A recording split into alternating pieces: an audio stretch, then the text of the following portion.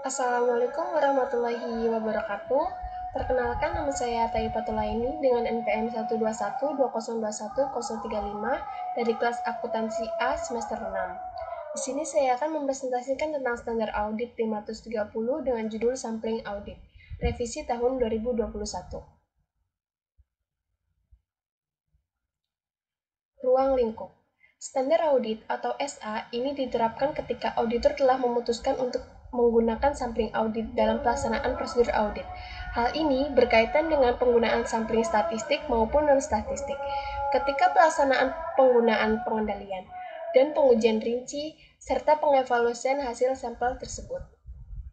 SA 500 revisi tahun 2021 yang berkaitan dengan tanggung jawab auditor untuk mendesain dan melaksanakan prosedur audit untuk memperoleh bukti audit yang cukup dan tepat sebagai dasar yang memadai untuk menarik kesimpulan yang dipakai sebagai basis opini auditor. SA 500 revisi tahun 2021 memberikan panduan tentang berbagai cara yang tersedia bagi auditor untuk memilih unsur untuk pengujian, yang salah satu di antaranya adalah sampling audit ini. Tanggal efektif.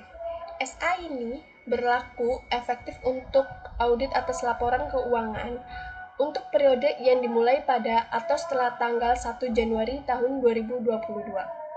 Tujuan penggunaan sampling audit oleh auditor adalah untuk memberikan basis yang memadai bagi auditor untuk menarik kesimpulan mengenai populasi yang menjadi sumber pemilihan sampel. Adapun definisinya, untuk tujuan SA ini, istilah berikut memiliki makna. Yang pertama, A. Sampling audit. Penerapan prosedur audit terhadap kurang dari 100% unsur dalam suatu populasi audit yang relevan sedemikian rupa sehingga semua unit sampling memiliki peluang yang sama untuk dipilih untuk memberikan basis memadai bagi auditor untuk menarik kesimpulan tentang populasi secara keseluruhan. Yang kedua, B. Populasi. Populasi ialah keseluruhan set data yang merupakan sumber dari suatu sampel yang dipilih dan auditor berkeinginan untuk menarik kesimpulan dari keseluruhan set data tersebut. Yang ketiga, risiko sampling. Risiko sampling ialah risiko bahwa kesimpulan auditor yang didasarkan pada suatu sampel dapat berbeda dengan kesimpulan jika prosedur audit yang sama diterapkan pada keseluruhan populasi. Selanjutnya, D. Risiko non-sampling. Risiko bahwa auditor mencapai suatu kesimpulan yang memadai dengan alasan apapun yang tidak terkait dengan risiko non-sampling. Adapun contoh dari risiko non-sampling ini yaitu mencakup penggunaan prosedur audit yang tidak tepat, interpretasi yang salah terhadap bukti audit, dan kegagalan untuk mengakui suatu kesalahan pengujian atau penyimpangan. Selanjutnya, E. Anomali. Suatu kesalahan penyaji atau penyimpangan yang secara jelas tidak mewakili kesalahan penyaji atau penyimpangan dalam suatu populasi. Selanjutnya, yang F. Unit sampling. Unit sampling ialah unsur-unsur individual yang membentuk suatu populasi. Unit sampling dapat berupa unsur-unsur fisik. Sebagai contoh, cek yang tercantum dalam slip penyetoran, entry kredit dalam rekening bank, faktur penjualan, atau saldo debitur atau unit moneter. Selanjutnya, yang G, sampling statistik. Suatu pendekatan sampling yang memiliki karakteristik sebagai berikut. Yang pertama, pemilihan unsur-unsur sampel dilaksanakan secara acak. Yang kedua, penggunaan teori probabilitas untuk menilai hasil sampel, termasuk untuk mengukur risiko sampling. Pendekatan sampling yang tidak memiliki karakteristik 1 dan 2 tersebut dianggap sebagai sampling non-statistik. Selanjutnya, H. Stratifikasi. Proses pembagian suatu populasi ke dalam sub-sub populasi yang setiap sub tersebut merupakan suatu golongan unit-unit sampling dengan karakteristik yang serupa, seringkali nilainya moneter. Selanjutnya, yang G, kesalahan penyaji yang dapat diterima. Suatu jumlah moneter yang diterima oleh auditor untuk memperoleh suatu tingkat assurance yang tepat bahwa jumlah kesalahan penyaji yang ditetapkan oleh auditor tidak melebihi kesalahan penyajian sesungguhnya di dalam populasi. Selanjutnya, J, tingkat penyimpangan yang dapat diterima.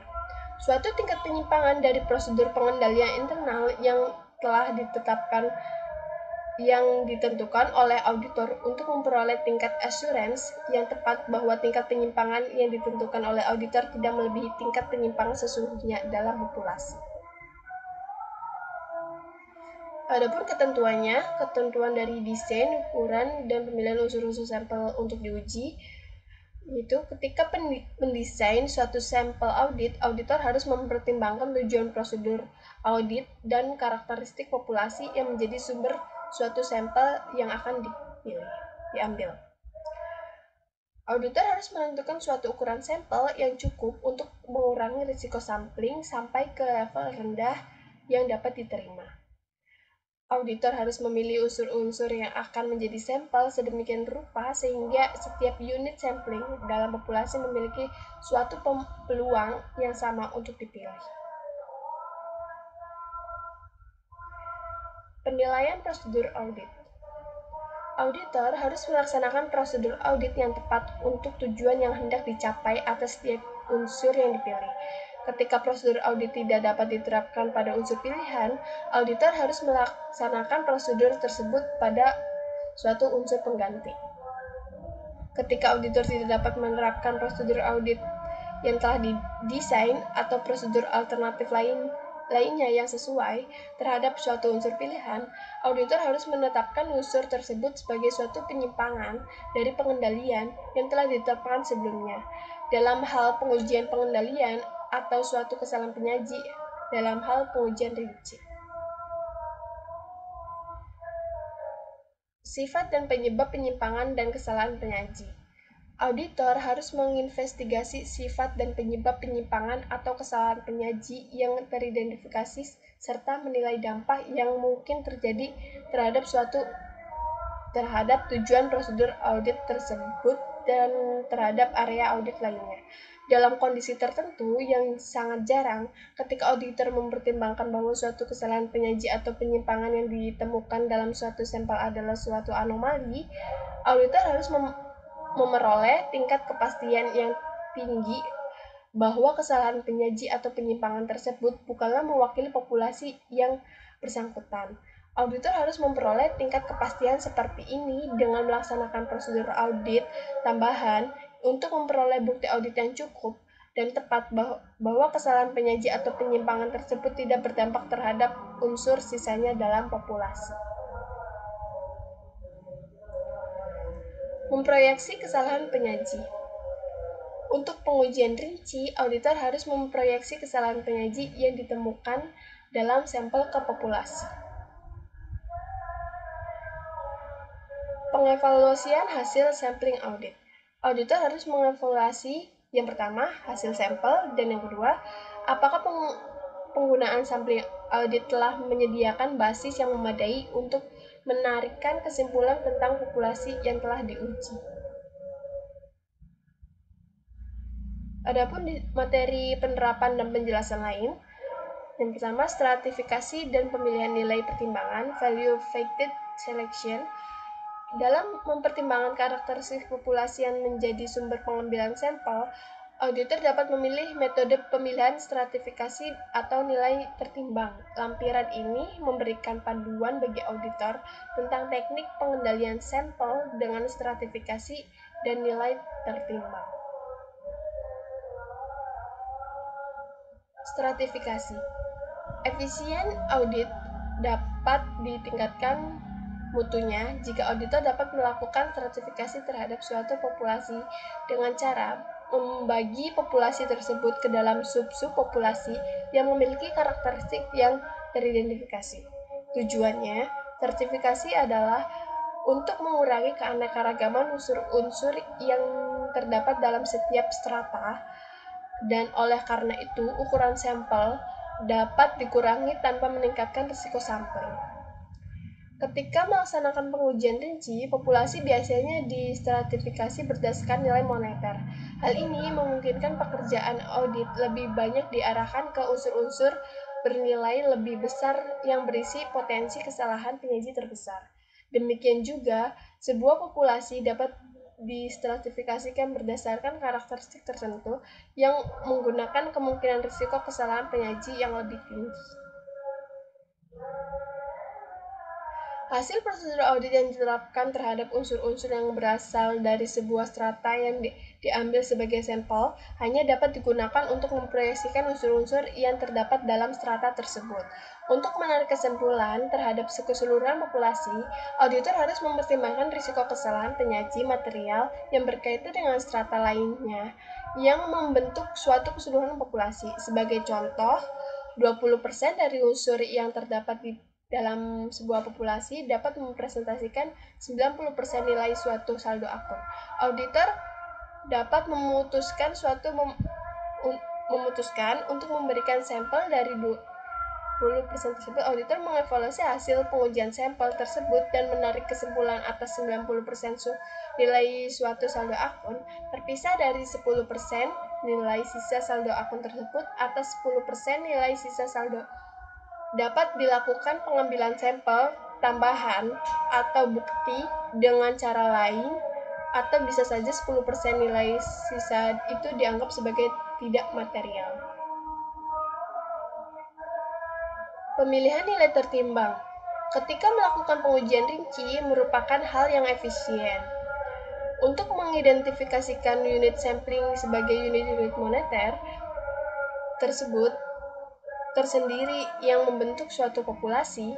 Setelah memilih unit moneter spesifik dari sebuah populasi, sebagai contoh saldo piutang usaha, auditor kemudian dapat memeriksa unsur tertentu, sebagai contoh saldo individual yang mengandung unit-unit moneter yang disebutkan di atas. Salah satu keunggulan pendekatan ini dalam menentukan unit sampling adalah audit lebih diarahkan kepada unsur-unsur yang bernilai lebih besar karena unsur-unsur tersebut memiliki peluang yang lebih besar untuk dipilih sehingga dapat memperkecil ukuran sampel. Adapun metode pemilihan sampel, ada banyak metode untuk pemilihan sampel. Metode utama adalah sebagai berikut. Yang pertama itu pemilihan acak. Diterapkan melalui pencipta angka acak atau random numbers generator, sebagai contoh tabel angka acak atau random number table. Yang kedua, pemilihan statistik yang di dalamnya jumlah unit sampling dalam populasi dibagi dengan ukuran sampel untuk memperoleh suatu interval sampling, sebagai contoh dan setelah menetapkan suatu titik awal dalam 50 unit sampling yang pertama, maka setelah itu setiap sampling unit yang ke-50 akan dipilih.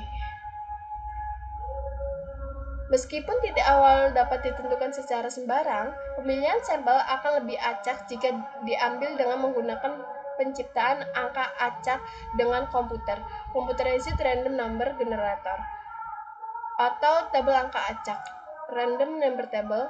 Ketika menggunakan pemilihan sistematik, auditor perlu menentukan bahwa unit sampling dalam populasi tidak tersusun sedemikian rupa sehingga interval sampling sesuai dengan suatu pola tertentu dalam populasi. Selanjutnya, yang ketiga, sampling unit moneter. Monetary unit sampling adalah suatu jenis pemilihan nilai tertimbang seperti dijelaskan dalam lampiran 1 yang di dalamnya ukuran sampel.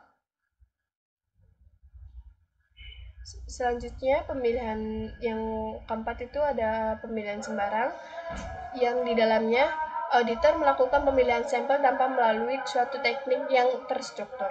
Meskipun tidak menggunakan suatu teknik yang terstruktur, auditor wajib menghindari keberpihakan yang disengaja atau dapat atau dapat diprediksi. Sebagai contoh, menghindari kesulitan dalam menemukan unsur, atau selalu memilih atau menghindari entry di awal atau di akhir halaman. Selanjutnya, pemilihan secara blok melibatkan pemilihan suatu blok yang tersusun atas unsur-unsur yang letaknya berkaitan dengan populasi. Pemilihan secara blok biasanya tidak dapat digunakan dalam sampling audit karena sebagian besar populasi tersusun sedemikian rupa sehingga unsur-unsur dalam sebuah urutan dapat diharapkan memiliki karakteristik yang sama di antara mereka, tetapi berbeda dengan unsur-unsur lain dalam populasi. Sekian presentasi dari saya, kurang lebihnya mohon maaf. Wassalamualaikum warahmatullahi wabarakatuh.